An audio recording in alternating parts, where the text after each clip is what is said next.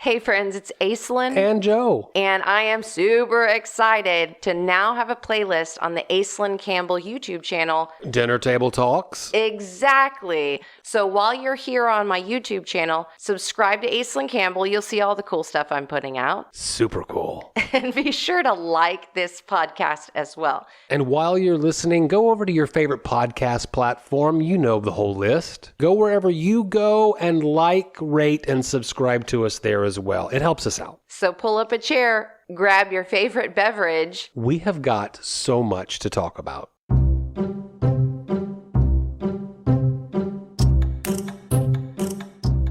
You know, according to the statistics we get on Anchor, For the podcast. our listenership is 79% female. And I know that I'm one of the guys that listens every week. Right. But to the other guys out there, happy Father's Day. Oh, yeah. Happy Father's Day. Belated, Yeah. but we celebrated this past weekend. We did, and I think that we had a nice get-together dinner. I especially appreciated you saying, Joe, leave the cooking to me. All you have to do is boil eggs for deviled eggs. It's not exactly how it went down. I would also say that I'm not certain that after my dad fried for 2.5 hours, he would say it was easy. Frying chicken's not easy. I had this idea, if my mom will cook the meat somehow, then I would do potato salad. I'm good at potato salad. Mm-hmm. I like making it, and I had just harvested the potatoes I've been talking about harvesting over the last few months. I came up with this idea, and I suggested fried chicken. I mean, I don't cook a lot of meat. We've all talked about that. Salads and casseroles and stews. That's my, That's your wheelhouse. yeah. Got in touch with our friends at Turkey Hollow Farm, and she ordered like 5 chickens and went to pick them up at the farmer's market, and I went with her, and she wanted to buy cucumbers so that she would have the good cucumbers and tomatoes, and then she could use my onions and make one of her favorite southern summer salads, the cucumber, tomato, onion. Mm-hmm. She also wanted to make homemade ice cream, and I was like, I bet they'll have peaches, and they did. So she made homemade ice cream, got actual waffle cones, including the gluten-free waffle cone for me. Good mother. Oh, yeah. I was kind of bummed out that my dad ended up standing for 2.5 hours and frying chicken, but he kind of took control as I understand it. My mom could truly tell you the story of how it went down. Her and I both in this way, we have a heightened sense of anxiety when it comes down to like getting the thing that we've committed to accomplish. We're like, oh my God, now we've got to make fried chicken for all these people. And fried chicken, you know, it's like Planning the party is the easy part. Yeah, exactly.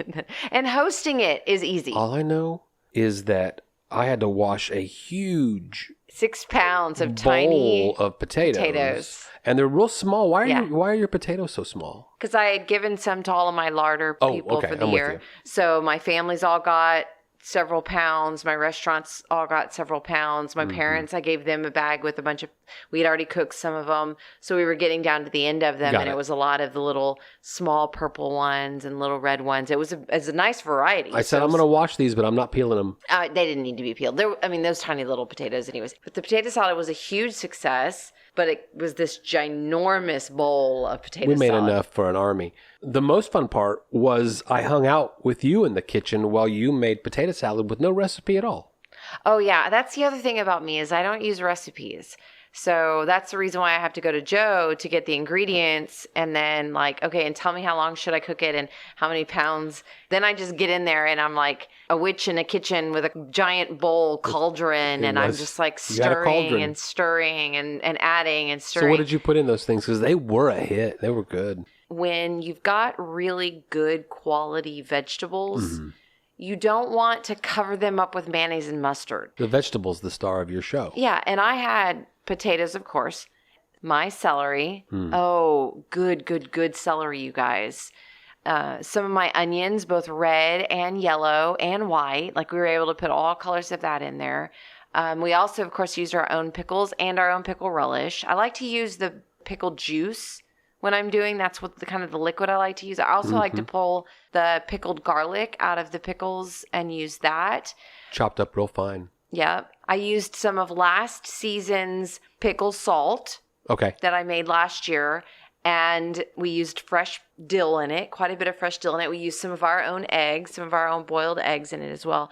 I also am really getting very much into loving hot vinegar. So last year, when all of my little chili piquins and serranos and some of my hot peppers in the fall, when things start to pick back up again and like you have more hot peppers than you know what to do with.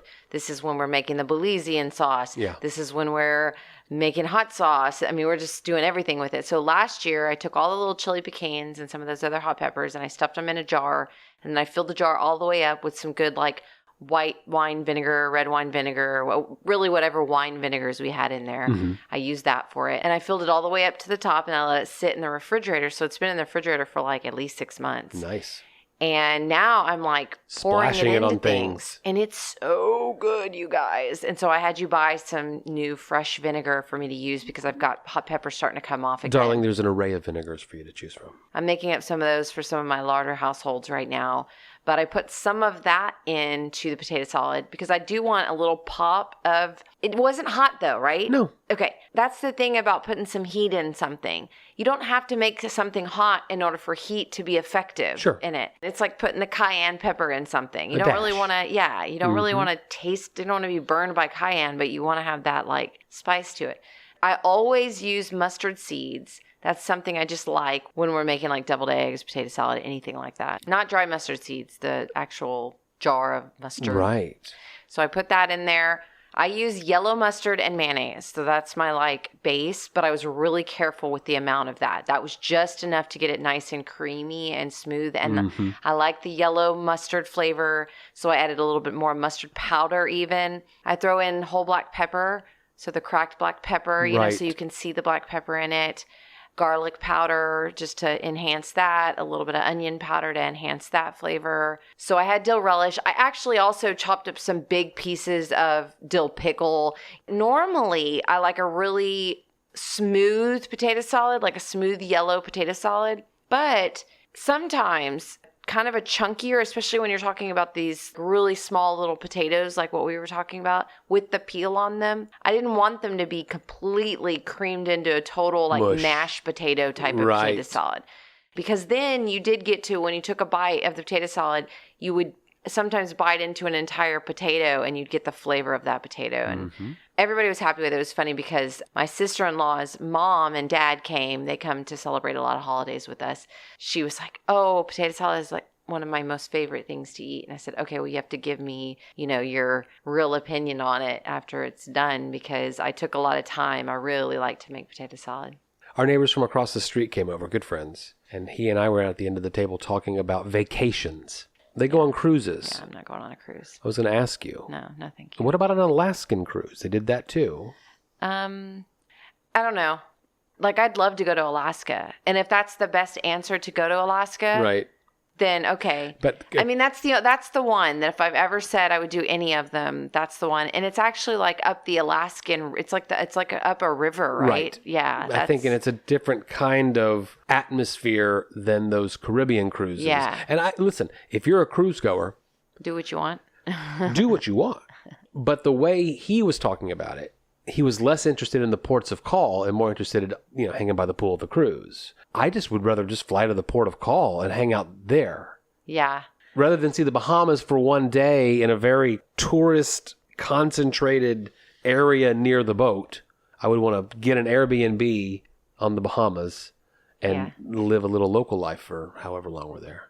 Yeah, exactly. I like to go to a place and stay in that place for a while. Lillian and my mom and I are going to Kauai in August. That's nice. And one of the things I like about Kauai is that it's this tiny little island and you can go from the top to the bottom of the island in like 2 hours when there's not a bunch of traffic or whatever. Yeah. Are you going to take Lily on the hiking trips that you went on when you were there last time? Yeah, we've been talking about that. That's the Nepali Coast hiking trail at the very top, at the very north end of the island. We've talked about it a lot because it's a challenging hike. There's a section of the hike that's like a 2-mile hike that gets into a beach. It's not bad at all. My mom can totally manage with no anxiety that part. There's another 2 miles in, which is a section of that is one of the hardest parts of the entire thing. Right. But it gets you to this waterfall. You've seen the pictures of me and the waterfall. It's the most amazing waterfall I've ever seen. The water is freezing cold, but it's this really cool experience, and I want to get Lily in there. So what we've decided we're going to do is we're going to go on that hike, and it's a day-long hike. We're going to hike in and hike out, and halfway there we'll have to make a decision. Do we all go back? Can you pull out your book and hang out here on the beach? We're going to be 4 more hours. Stay tuned, ladies. I know, right? Late August, you'll probably hear all about it. So Father's Day, we had that corn salad that we discussed just 2 episodes ago. Mexican street corn. I'd like to try a different, not salad cold Mexican street corn recipe the next time we do that. Your mom's peach ice cream and a beautiful time together.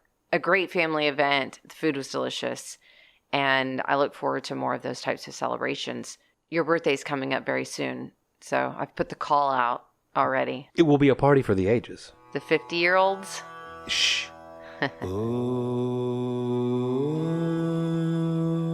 Unanswered questions.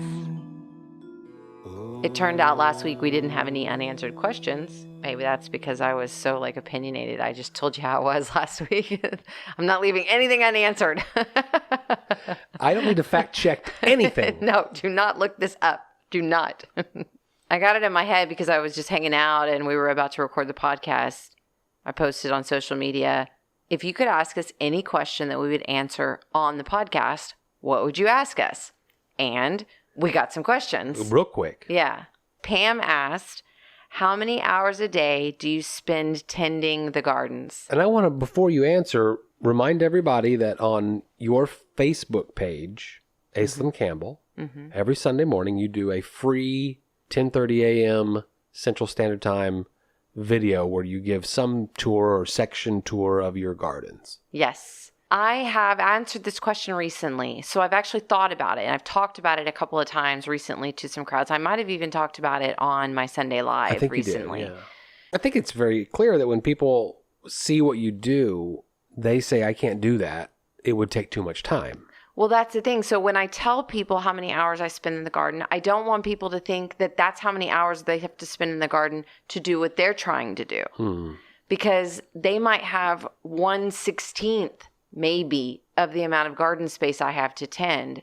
The total number of hours that I spend in the garden, give or take, is 25 to 30 hours a week. That's 7 days a week, 2 or 3 hours in the morning, 2 or 3 hours in the evening. Spread out over the week in my garden. That's how I do it. When the temperatures aren't this brutal and you're coming in for the hottest part of the day, do you spend more time out there? No, not necessarily. This is your yearly average. It's just, yes, exactly. It's just that it shifts. So when the cooler season comes, I don't get out until a little bit later because it starts to get warmer in the middle part of the day. And then I might come in for just a quick break to drink some water and then go back out again.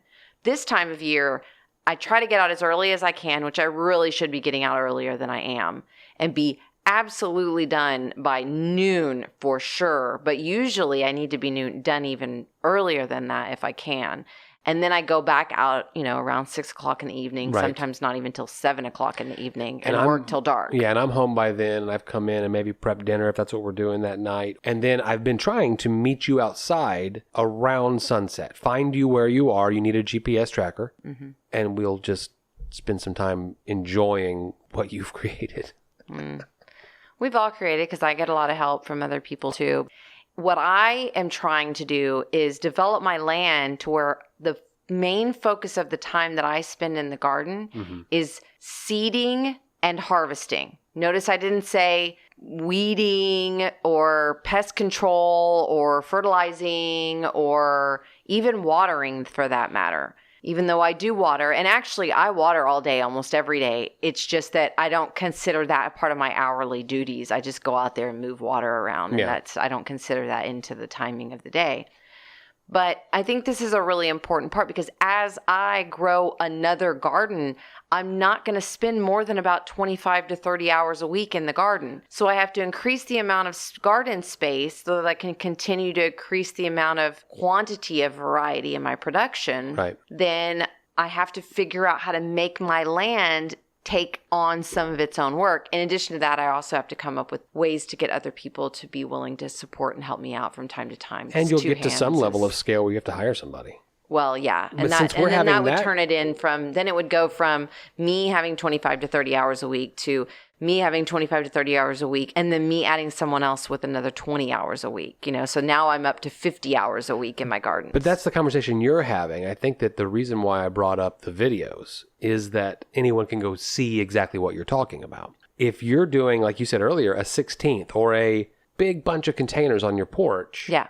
then we're having a different conversation, and you should totally do that. Yeah. I Put used some to food say, in the ground in your house. I used to say back at the Learning Garden when we would sign someone up to be like an apprentice or whatever, or I'd talk to people about how many hours they needed to spend in a small garden. Right. I would say about 4 hours a week. Another question posted on Facebook. Sandy asks, is a cookbook still in the works? Yeah, and we just talked about that. Yeah, how deep do we want to get into this? Your website is wonderful. So if we had a dinner table talk section, if you will, where I began posting recipes. Yeah, so we've talked about this on the podcast. I mean, Sandy, clearly she is asking us about the cookbook because she's heard us talk about it. And what we do is we take recipes, we take several different kinds of recipes, we try out different recipes, and then we take our favorite parts of those recipes with the idea that we're using things very seasonally from the farm. So we're essentially creating our own recipes, but we actually have to write it down and call it a recipe in order for it to be a recipe. So all I see is work when we talk about this. And, you know, we stretch ourselves pretty thin already. But we have multiple fans now. Multiple fans They're asking us for the this. recipes. Yeah.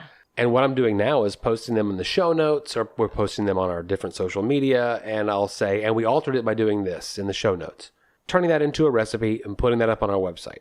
Yeah. That's going to be a slow project. Yeah. But it is one that we're committed to. We can just call it the Dinner Table Cookbook on the website. That's where we'll start. So, Sandy, we're recommitting. Hang on. We're thinking about it a lot. It's coming. For us, doing the work sometimes is just planting the seeds That's inside right. our little Keep brains. watering it, Sandy. We're just Keep going to watering keep it. talking about it. Okay, Yeah. Vicki, an anonymous Vicki, asks, how come you never invite your neighbors over to eat all of this Dinner Table Talks food? Because you eat at 4 o'clock in the afternoon and we eat at like 9 o'clock at night. That's why. We can send over leftovers. I can bring you leftovers at coffee the next day. She does cook for me most Monday nights. Return that I favor, just babe. go in. I don't cook. Leftovers, I'm saying. Everyone's having potato salad. What? Yes. We're having Call the neighbors. potato salad. What else do I make? Like, I don't even make chicken and dumplings anymore. I can make nachos. We're having chalupas for the rest of our lives. When we used to live out at the farm, it was just me and Cortland and Lily. This was, right at the beginning of separation, divorce, and all those kinds of things. And I was out here by myself. My family wasn't here yet. It was just me in the double wide with my 2 kids. And we ate eggs and we ate nachos and chalupas, which is basically the same thing. Just, that was what we ate. And Cortland will swear up and down that that's all he can remember eating was that. I was like, well, Mom didn't have a lot of cash. Nachos and chalupas are trauma. Well, no, he doesn't call them trauma. He's just like, that's all we ate. It was That's funny. We ate a lot of eggs and we ate chalupas and nachos.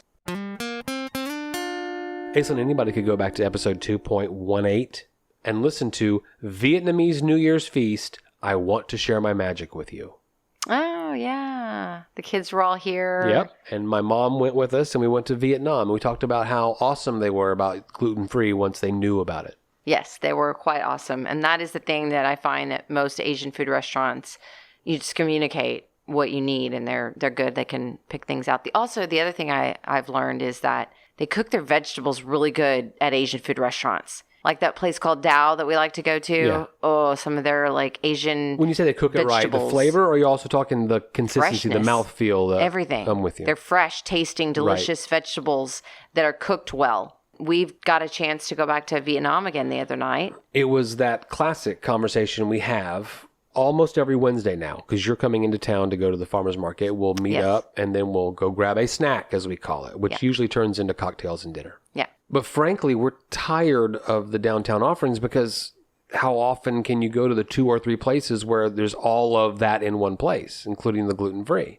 So I had my Google out. I was like, let's look for a new place. Let's find some. Oh, hey, what about Vietnam? We talked about it back in episode 2.18, but we haven't been in a long time. Well, first of all, my Wednesday was really awesome because we took all of that leftover fried chicken from the 5 chickens that we had that my dad spent 2.5 hours on Father's Day frying. And that ginormous bowl of potato salad. And I actually did have my Growing with Grace gardening. We talked about it last week's episode. It was great. Had several ladies out.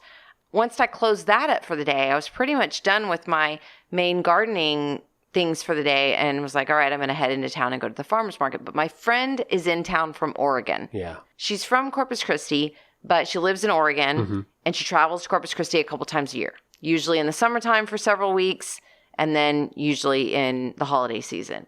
So she's in town and we've been trying to catch each other. We're going to meet up at the farmer's market. You're going to meet up with us at some point. She's brought over some of her friends, the friends that she kind of stays and hangs out with most of the time she's down here. They have a house on the island, but they rent that house most of the year to someone else, like Winter Texans, that kind of thing. Right. And they live in Houston, basically. Okay, we're leaving from the farmer's market. I'm able to hang out downtown. Where do you want to go? And of course, the first place kind of falling into the rut, like you said, like, where should we go? Oh, we're going to go to the same place. We're going to go to the surf club. And I'm like, how about we go to Lucy's? And she's like, well, what's Lucy's? I don't even know what that is. It's called Lucy's Snack Bar. And she goes, can I get Prosecco there? And I go, yes, off the tap. You can get Prosecco off the tap. And then they have some little culinary and some olives and things like that. So we can just have a little snack and a little drink. And we'll just hang out there and then we'll get a feel for it. And I'll tell you about some of the other things going on. So we go down there. And they are just in love with Lucy's. Yeah. Oh my God, this is the cutest thing. We had no idea this was even here.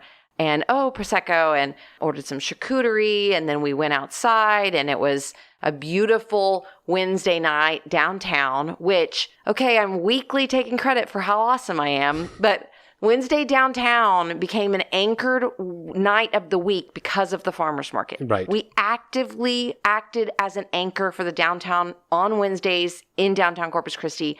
And now you can see the thriving Wednesday night that is happening downtown because of this. So here we are at Lucy's, sitting out on the little street bar thing that they've built up. And the downtown executive director, she's sitting over there with her group. And I've got these people in town that like own a house on the island, but actually live in Houston and then travel to Oregon, live in Oregon, travel, I'm bringing them back to see Corpus Christi again, basically, or to see downtown again. Right. We walk over to another place that they hadn't been to yet. Bus. Right, it's bus because they took the old Greyhound station that was in our downtown that has since moved out to the airport area and converted it into a really great outdoor-indoor bar. And as we're walking from Lucy's to the bus, we walk through downtown. And they are loving it. Still have boarded up buildings downtown, but at least they've got mural paintings on the front of them. And I said, yeah, that executive director, that downtown management district executive director that you just met, she's done this. I mean, this is her cleanup. The fact that these places are clean and don't smell like homeless urine. The wrapped up trees with Christmas lights at nighttime. This is all her pushing her leadership, her network that she's created in order to ask people for what she needs to ask people for. She got a Main Street grant. 2 weeks ago, we were down there for Art Walk, and there was the mural festival going on. So there was all these new murals. I've got a really great picture that everyone really liked for my cover photo that is you in front beautiful of one of those mural dog and coneflowers and me and my dog down at Art Walk looking all artsy and cute. And we had just such a great time. And here we are, we're having frosés and they're just like loving the frosés, sitting in the bus stop, cocktail lounge. Oh, we checked it out. And you get there and I haven't eaten yet because I intermittent fast and I know he hasn't eaten. Let's walk over to Vietnam because we went to Vietnam just 2 weeks ago because here we are trying to get out of the rut. Looking for somewhere different. I mean, there's a couple of things to think about. Number one, there's an issue with heat for me in the summertime because I'm outside in the heat all day long. And what I want to do when I go out, generally, is go sit in a air-conditioned, nice restaurant or bar area that has craft cocktails. And some kind of gluten-free something. And some kind of food. Exactly. Gluten-free. Yeah. That food was fantastic. It's great. And that's the second time in 2 weeks we've been there. The drinks were fantastic. Yep. Great cocktails. You found we met the spring bartender rolls over that there. had the rice paper that didn't have gluten in them. Yep. Shrimp, spring rolls, delicious. I didn't use the dipping sauce. Right. Because it's got soy sauce in it. And everyone knows this whole travel through understanding what I'm actually allergic to has been a journey.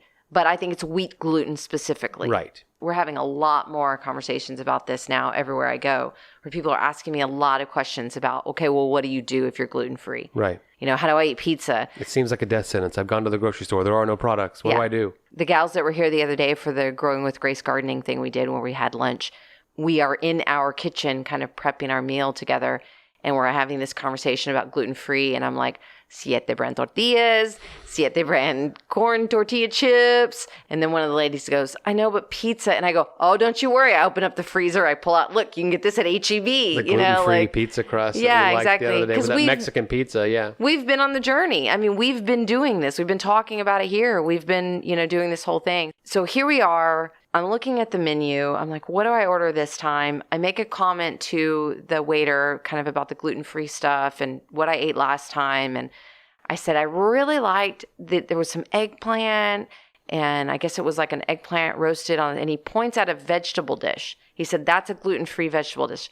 I said, it's all vegetables. Yes, I looked at the vegetable. Okay, I want that. So he brings me out Vegetarian Delight Platter. That's what this is called. Spinach, and you can tell it's like fresh spring, like not overcooked spinach. Good looking spinach.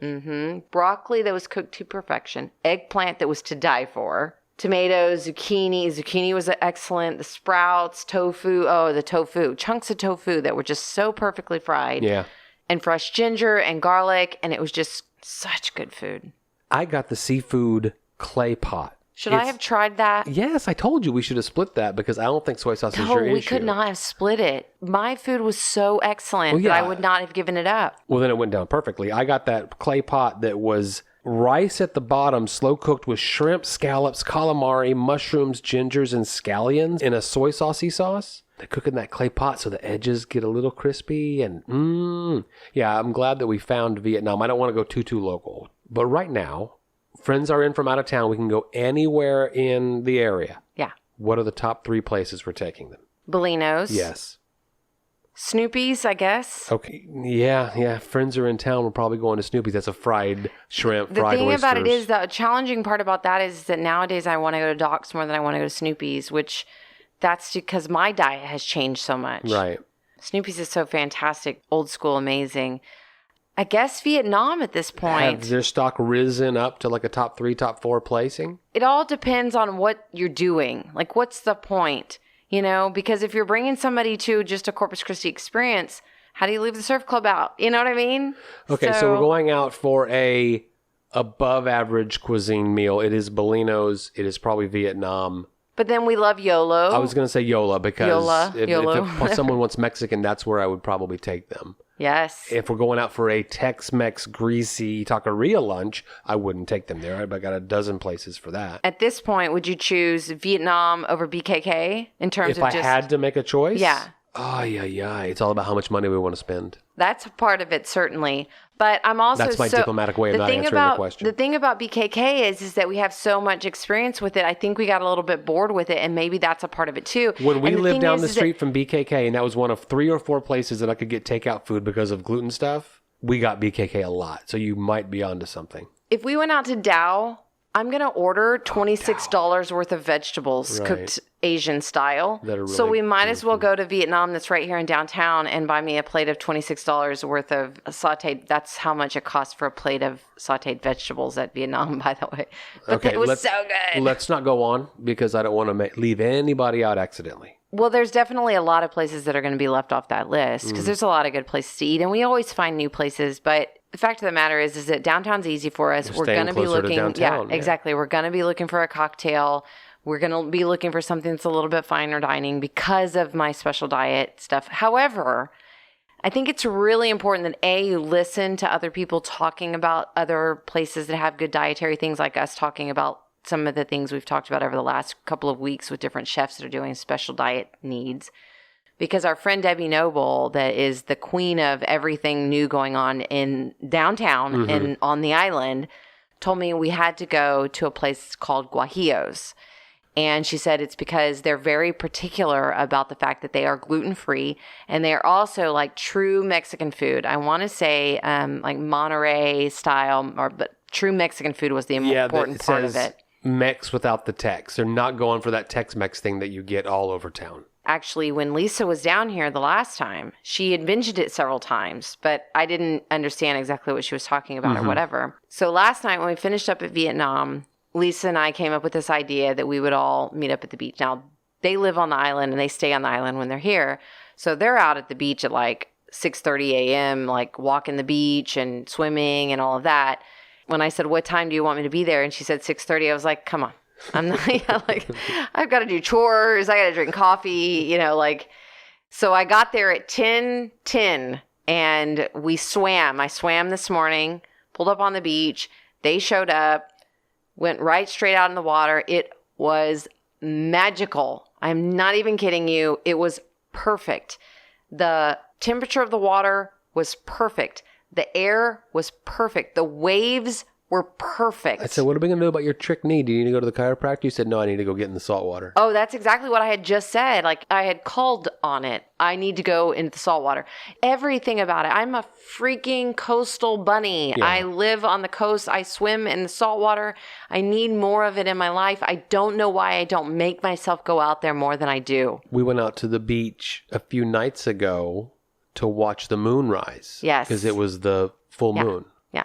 So it's so easy for us to go to the beach here. Yeah, we need to get out there more often. Me swimming is so important. Swimming in that salt water.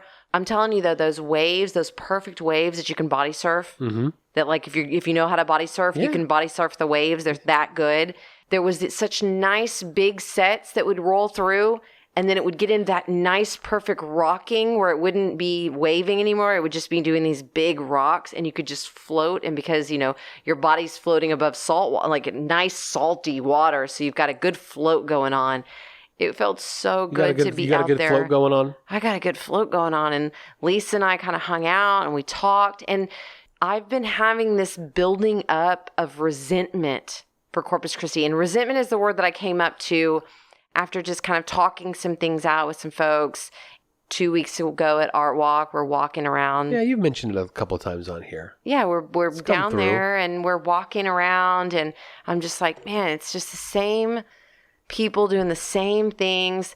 And so I kind of needed the reminders. The same resistance to the same innovation. Yeah. I needed the reminders of how beautiful our water is. And I needed the reminders of how much other people love being where we are, because we've got the salt water and the beach and the air is nice. And a great downtown, clearly we're talking about, has all the great restaurant options that we look for. Yeah. So much fun to do. And just from a different perspective, props to all the cool things that lots of people are doing in Corpus Christi, including me, of course, because Lisa was here during the main development of the Learning Garden and the farmers market and farm-to-table dinners. And, I mean, she was a part of those because she was living in Corpus Christi for a big chunk there for several years. You just gave props to yourself. I give myself props all the time. Like, you have to. Props. And this is the thing. I actually looked up the word resentment today because you know that a huge part of me is freedom requires responsibility. Sovereign rights is about free will and responsibility, and not just freedoms, but you're free to make any choices you want to, but you have to hold yourself responsible for any of the choices you make. All of those things, talking about that, it leads me back to this victim concept of being apathetic, of being in lack mindset, which is, there's a large section of the community of Corpus Christi that just is apathetic. And there's not really, I'm not sure there's anything anyone can do to change that. But it's so hard on me. I get so resentful. And I keep saying resentful and I keep saying victim because if you look up the definition of resentful, it is a victim standpoint. Yeah. That is literally what resentment is. It's like holding something that someone else made you feel. And so that's not anything I want to hold on to or be. You spend a lot of time when you're a service-oriented, like service heart type of personality, you give and give and give, and then all of a sudden you're like, nobody here even cares that I've given. So I'm just going to like go off into the country and just be by myself. But that doesn't really work for me because I like people. And I like people watching, and I like being in the vibration of people, and I like meeting new people, and I like having conversations that lead to life and wellness and all of those types of things. And so I've been having to come to sorts with my anger at Corpus Christi, which is a big deal because anyone that knows you or I knows that we are like the eternal optimists for Corpus Christi. We are champions of Corpus Christi. When I met you, I called you Mr. Corpus Christi for years. Not so much anymore, but even still just recently, I'm taking Mr. Corpus Christi to Taft. You know, we want everyone to know all the fantastic things that are happening down in our community. But then after several weeks of having these kind of hard look conversations with myself internally, how I feel. Was that just identifying a feeling that you didn't enjoy having? Yes, or just being willing to admit that, like, I'm feeling kind of jaded and angry and resentful. And what is it? Why? You know? Because you want to excise those feelings, I'm assuming. That's the reason for the exploration. No, you can't just excise the feelings. It's not about... the exploration helps you come to understanding why you're having them. Explanation just helps you become aware that you're having them. And then you're not trying to excise them. You're trying to just accept them. Okay. You're trying to be in acceptance. And I've said this before, there's got to be a reason why strong leader type personalities who are going to go back and forth for their love for a community, but at the end of the day, we're the ones that will kiss the ground goodbye if it has to go, right? I was telling Lisa today as we were out there floating in the water, and she's giving me some of her appreciation of Corpus Christi, because she comes to Corpus Christi, she comes to Texas, and she's like, I'm back in the motherland. You know, she's sure. Which is funny because she lives in Oregon where everybody's like, grass is always greener. I mean, I would always ask the people that I met from Colorado, you must ski all the time. No, we never ski. But how could you not? It's the same concept, isn't it? That yes. It's around me every day. Yes. So I begin to take it for granted. I begin to just think it's the same old, same old. Yeah. And it helped me remember that when Hurricane Harvey was coming through and we thought Corpus Christi was going to be gone, which it ended up being Rockport and Port Aransas that really got the hit down here. 20, 30 miles north of us. But we were coming out here toward the farm so that we could be in our hurricane shelter, Hunker basically. down, yeah. And when I left driving out with my car loaded with the most important things, seeds, my medicine cabinet, you know, very important documents in our computers. And our chickens. Yeah, and our chickens, of course. They were day-old chickens. They were babies. I remember, like, crying and kissing, like, I love you, and, like, praying. And if I don't see you ever looking like this again, I love you. Just the way you are. Right. Just the way you are, I love you. And I remember that, and that was in 2017, right? So it's been that many years now, this many years later, and now it's a passion, I think. It's a passion for where I'm from, and it's a passion for people coming here and saying, you know, this town is got its own character.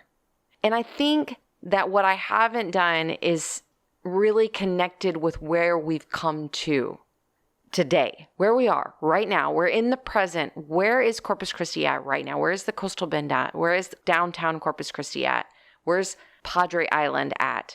And it's coming together in this very unique, kind of like when Austin was at its crowning, most awesome, amazing development time, when everybody wanted to be in Austin because there was so much cool stuff to do and see. And yes, everybody wants to be in Austin now, literally. Everybody wants to be in Austin, which is not literally the truth because I don't want to be in Austin.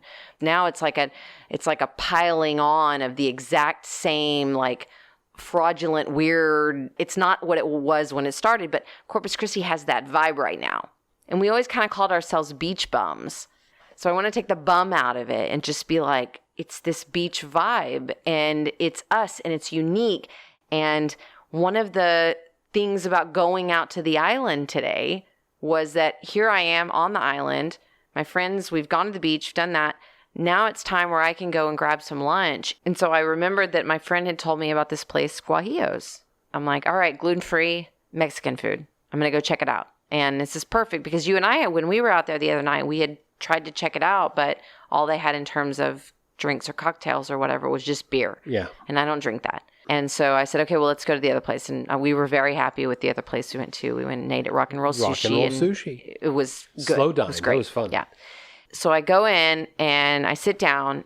It's Fernando and Anna. So she brings out salsa and a basket of chips. Uh-huh. I can't 100% tell that those are like the basic corn chips that I'm used to eating. So I wait a few minutes. I ask her, are these corn? Do they have any wheat in them? And she said, no. Gluten-free, 100%. Uh-huh. Like, oh, great. I said, okay. So I start looking at the menu, and I'm looking up and down the menu. Mole and chicken verde enchiladas and cactus salad and tortilla soup and sopa azteca, which I really don't even know what that is. Aztec but soup. It looked amazing. Whatever that is. Yeah. Yeah. So during the time when I'm trying to decide what I want, he comes over and I ask him if he knows Debbie. I start kind of describing who she is. He's like, yes. And I said, okay, she told me to come here because I'm usually mostly vegetarian, no wheat, gluten-free. But I've been told by several people that you've got to come to this restaurant. I've heard that it's really good.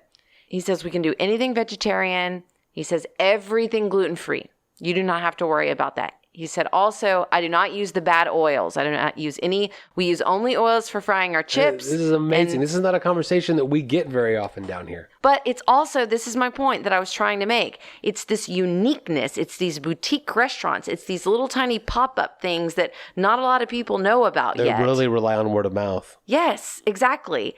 But the word of mouth is good because once they get you in there, you're like family and you're like spending money and you're like giving big tips and you're like, because you appreciate how hard they're working in this small, tiny little restaurant to bring 5 tables at lunch. To be way showers. Yes. So I notice on the menu they have birria. I think I'm pronouncing that correctly. B-I-R-R-I-A. Lamb soup. And it says that it's a boneless lamb slow-cooked in rich mulatto broth served with side of onion, cilantro, and corn tortillas. What's mulatto sauce? Right.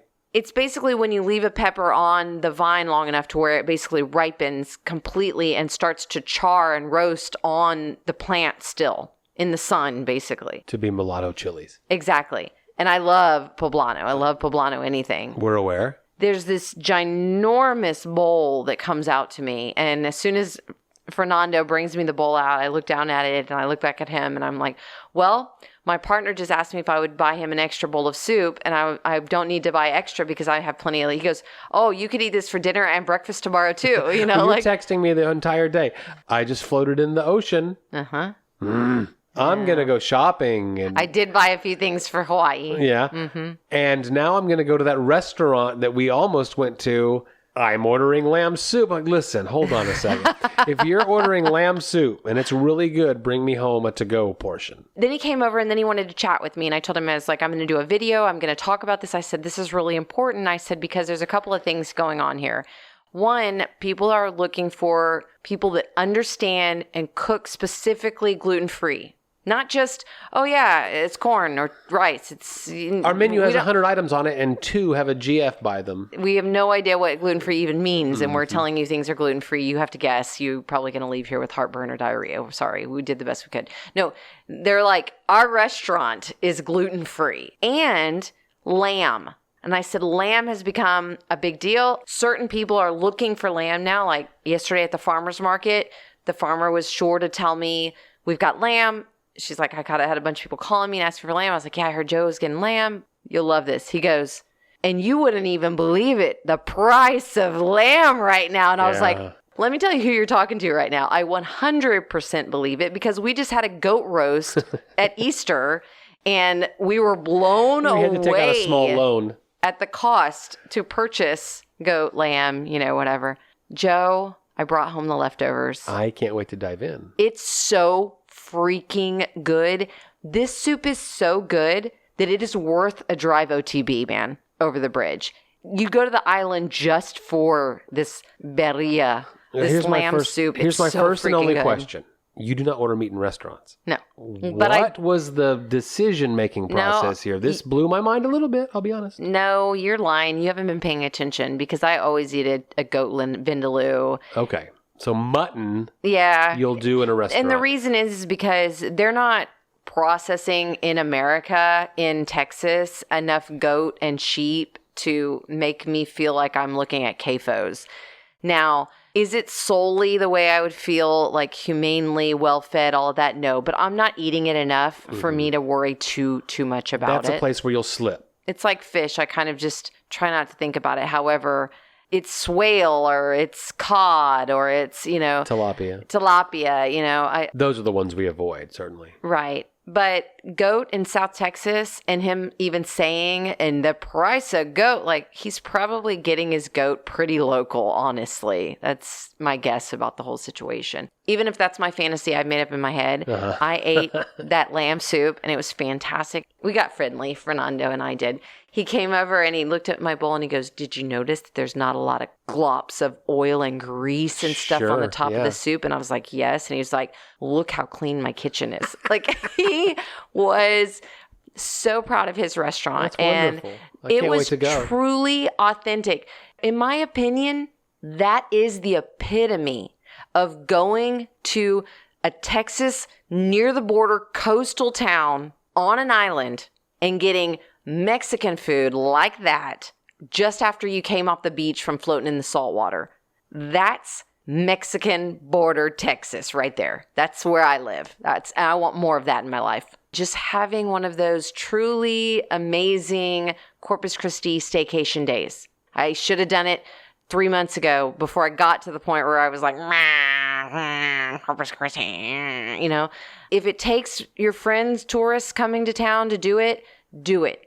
Because you owe it to yourself to remember how much you love where you're from. And if you don't love where you're from, take this as God telling you it's time to go somewhere you love where you live. Right. And what I love now is that I can come out here to the farm, work on some new and interesting seed planting out here in my own farm space, but then go back over there again and run into Fernando and Anna and Zelina and Dana and Jessica, all of these other amazing people that are putting together these great restaurants, and we're trying to figure it out. Supporting the places that we like the best with our patronage. And telling people about it. That's right. And the thing is that I've gotten past the point of me just saying, oh, I'm going to talk about you, to the point of where they're saying to me, please tell your friends, because this is how we do it. Word of mouth.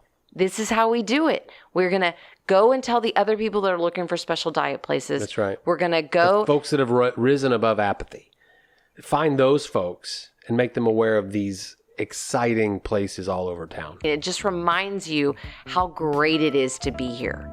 Well, hey, while we're in this intellectual vibe, why don't you kick over a question that we can deep dive into?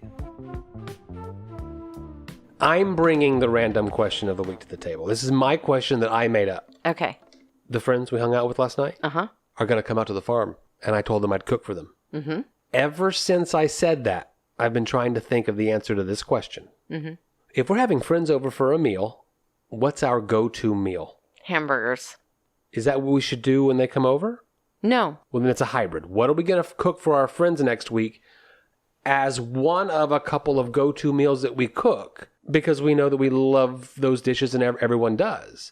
I think when it comes to like basics, it's like tacos. Make some tacos? Yeah, because no matter what, we can use all kinds of delicious different meats. We can use whatever vegetables I have. I think your standards are your basic foods. Pizza, hamburgers, tacos. Oh, then what about some pulled pork tacos? Possibly, yeah. What do you think the answer to the question is? I've been racking my brain trying to figure that out. It's not the macaroni and cheese thing that we do. I think I kind of hate the rule that what's the one thing we would, I'm like, well, then no. Let's shift the conversation the one thing into is it's with going to our be friends something coming over this that week. Came out of the garden and something that came from a local farmer. That's the one thing we're going to do.